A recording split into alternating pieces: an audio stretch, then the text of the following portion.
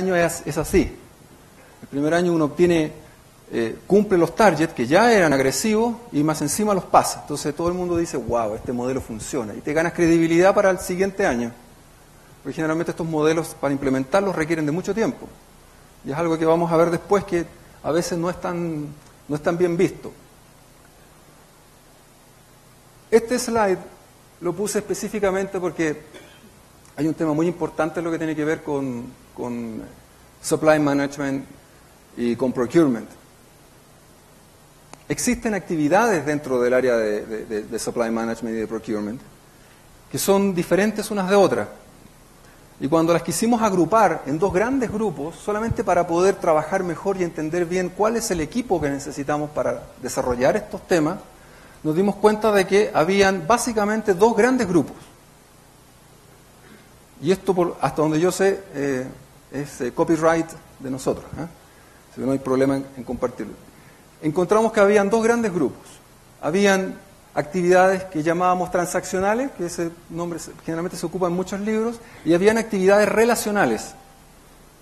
Es decir, habían actividades en las cuales básicamente el trabajo era en el computador, el trabajo era de patito picador, como se dice, ¿no es cierto? El teléfono, la pantalla, el teléfono y eso. Y habían actividades en donde tu contraparte era un rostro, había una persona delante tuyo. Prácticamente todas esas actividades tienen que ver con alguien que está enfrente tuyo y muchas veces es tu cliente interno. Algunas de esas actividades tienen que ver con sourcing, que en el fondo es la búsqueda de nuevas fuentes de abastecimiento, gestión de contratos, licitaciones, evaluación de proveedores, evaluación de procurement propiamente tal a través de los KPIs, análisis del spend, análisis de base de proveedores, catálogos electrónicos, portales web, compliance y auditorías y atención a los usuarios de compras. Prácticamente todas esas actividades tienen que ver con otro ser humano mirando a otro ser humano y charlando, conversando, negociando. Y por el otro lado, tenemos actividades administrativas o transaccionales que tienen que ver con el ciclo de vida de la orden de compra. Y cuando estábamos haciendo este ordenamiento nos dimos cuenta de que, la sorpresa era de que la vieja área de compras todavía existía, estaba aquí. Y era sumamente necesaria y era importante. Era clave para que todo siguiera funcionando bien. Pero había una nueva área, un nuevo set de actividades que requerían un set de skills o un set de competencias y habilidades diferentes a las anteriores. Y yo les quiero contar, a modo solamente de experiencia, que efectivamente son dos personas distintas. Son dos personas diferentes. La persona que está acá, a este lado, en las habilidades administrativas, ¿no es cierto?, o transaccionales, puede ser muy eficiente y es feliz trabajando en eso. Y yo la pongo a trabajar haciendo esto que está aquí al lado y se me estresa. No sirve para eso. No le gusta, lo hace mal, lo hace de malas. Y me ha pasado al revés. Tenemos un ingeniero u otro profesional trabajando en esto, lo ponemos a hacer este set de actividades y se quiere cambiar de la compañía, se quiere ir, se aburre. ¿Se entiende? O sea, lo que yo estoy diciendo por lo menos, y podemos perfectamente estar en desacuerdo, es que nos encontramos con que existían dos sets de habilidades y tareas, o tareas que requieren habilidades o competencias, y que no necesariamente son la misma persona. Y al darnos cuenta de eso dijimos, hemos llegado a una gran revelación que dice de que probablemente la configuración de nuestro equipo tiene que ser revisada. ¿Ya? Sin entrar en más detalles, pero sí me interesa que entiendan por lo menos estos temas. Y la pregunta final es, ¿cuáles de todas estas actividades tienen mayor valor para la empresa? Cuando uno se pone a pensar en la respuesta de cuáles son las actividades que tienen mayor valor para la empresa, uno se puede llevar sorpresa. Y decir, por ejemplo, toda esta actividad la podríamos tercerizar. Si es que esto no tiene valor para mi empresa, todo esto se puede tercerizar y todo esto lo dejo dentro porque incluye conocimiento de mercado, incluye conocimiento de mis procesos, incluye conocimiento de mis proveedores y es información que es valiosa para mí. ¿Ya? Ahora, cuando hablamos de mejores prácticas de procurement, cuando hablamos de supply management, cuando hablamos de relaciones con los proveedores, sí. ¿Qué es lo que queremos decir? ¿Se utilizan esas mejores prácticas acá, en Chile? ¿Cómo vamos con eso? Y tratando de entender y hacer un poquito de benchmarking interno, me salté con dos estudios que me dejaron un poco boquiabierto. El primero, un estudio del profesor Barros, que es de esta casa, con Varas y Weber, hizo un estudio en el 2003 a 170 grandes empresas de Chile. Y dijo, a ver, veamos cómo anda el tema de la implementación de prácticas en grandes empresas. Y este señor llegó a la conclusión de que en lo que se refiere a prácticas de proveedores, tanto de pronósticos, políticas, etcétera, lo máximo que llegaban era el ambiente productivo, la industria productiva llegaba a una nota 4, pero en una escala de 1 a 10. Entonces, cuando uno ve este gráfico y entiende la escala real de la evaluación, la conclusión a la que llegamos es de que estábamos muy mal. No estábamos pésimos, pero tampoco estábamos ni siquiera regular, no estábamos reguleque, como se dice. Estábamos bajo reguleque.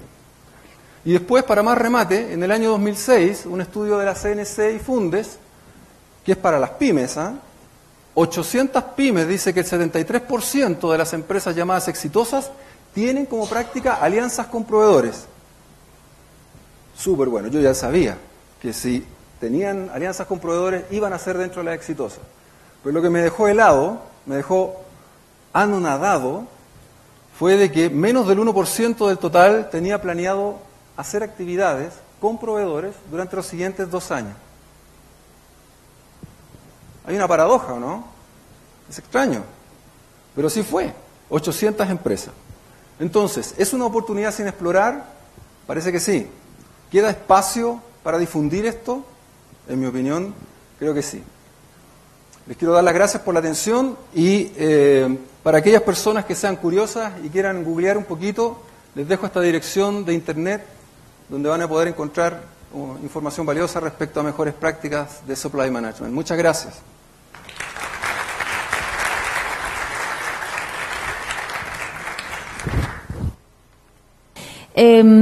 Yo quisiera quizás partir y dar el pie para que podamos conversar un ratito. Y, a ver, de acuerdo a todo lo que planteó usted en su exposición, ¿qué comentario o crítica haría respecto al uso de mejores prácticas en Chile? Por favor, si también quieren participar, los invitamos. Yo diría que más bien a nivel de opinión, como mencioné durante la exposición, creo que todavía queda mucho espacio para difundir las mejores prácticas en términos de supply management y en términos en generales de supply chain. Queda mucho espacio porque todavía hay mucha gente que no las conoce, no sabe que están ahí. También, en segundo lugar, creo que existe algún tipo de preconcepto o prejuicio respecto a esto, de algunos líderes o directores de compañía que creen de que esto, necesariamente la implementación de mejoras prácticas conlleva mayores costos, y eso no es así. Y en tercer lugar, creo que hay un tema de inmediatez, hay un tema de que los líderes de las empresas, tal vez gerentes o directores, se sienten un poco presionados por entregar resultados muy rápidos, cuando la verdad la implementación de algunas de estas mejores prácticas, generalmente las que tienen mejores resultados y de más largo plazo, son justamente aquellas que toman más tiempo de ser implementadas.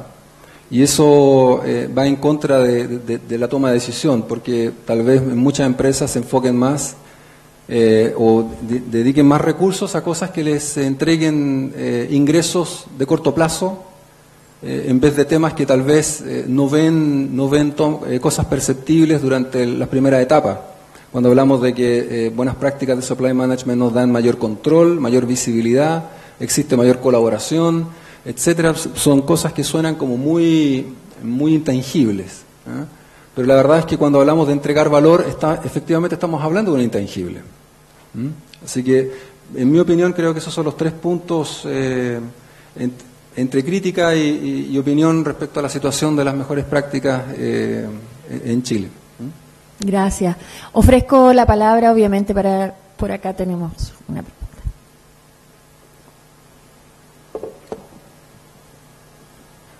¿Aló? Sí, se escucha bien. Buenas noches, ya creo. Mi nombre es Andrés.